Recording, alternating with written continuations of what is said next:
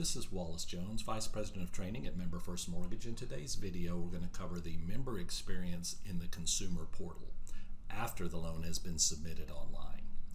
So either the member has completed the application and submitted through the point of sale, or the loan officer took the information and input the application on the member's behalf. Once that happens, the loan officer reviews the file, runs credit, runs automated underwriting, runs pricing, and generates disclosures, and then they're ready to send an invitation to the member to log into the consumer portal. Once the member clicks on the link in their email, they'll be taken to the login page where they will sign in using the same sign-in credentials they created when they started the application in the beginning.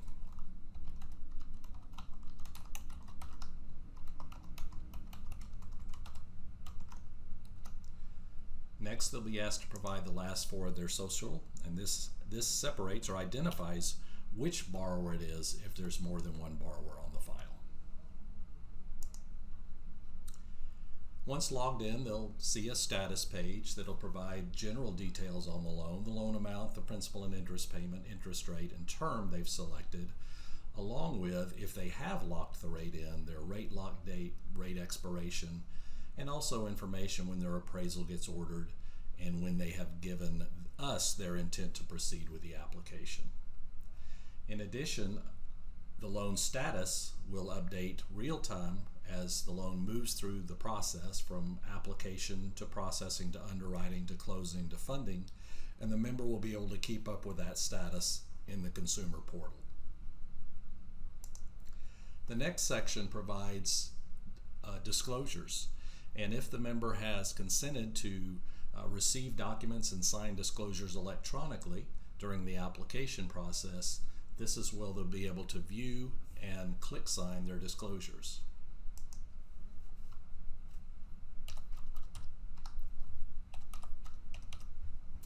Once we've identified last four of social and property zip code, we'll be able to view those disclosures. And once they have all been reviewed, the member will click the Start button and be taken to begin the signing process.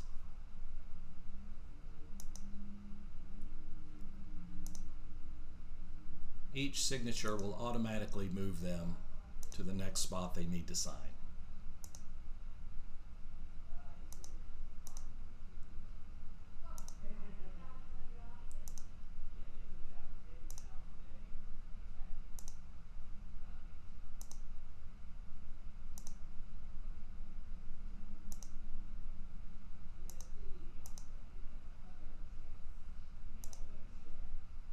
Once everything has been signed, the member will submit the disclosures and they have the ability to download and save their documents to their computer, or they can print documents, and they get to select which ones they want to save.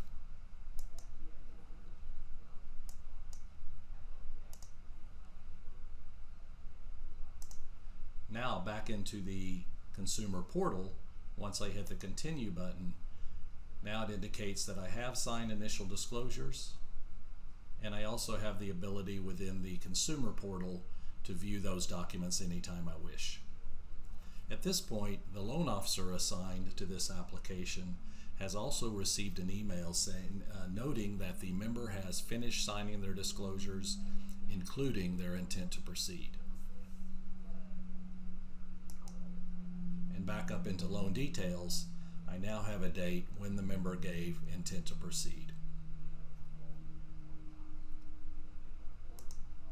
The next section is action items, and broken down into a couple of categories: the actions directly for the member, or some actions that will be provided by others, in this case the lender or the credit union.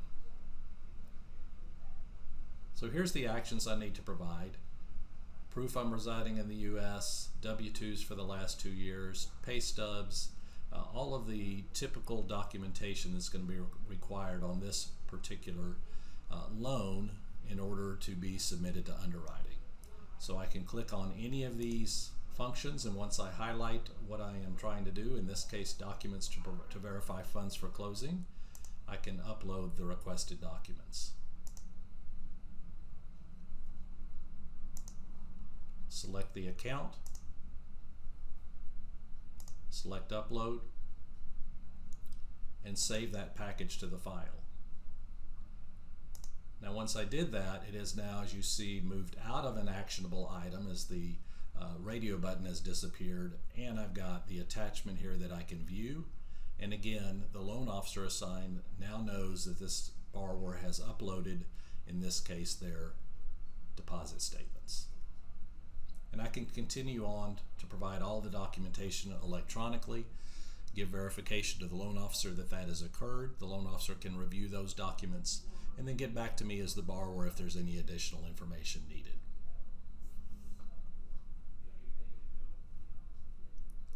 There's also contact us information at the end that provides the borrower with the loan officer's name, their address, and their contact information. The member can log back into this portal at any time all the way through closing and funding of the loan. That's the overview on the consumer loan portal from Blue Sage and Member First Mortgage. Thanks for your attention.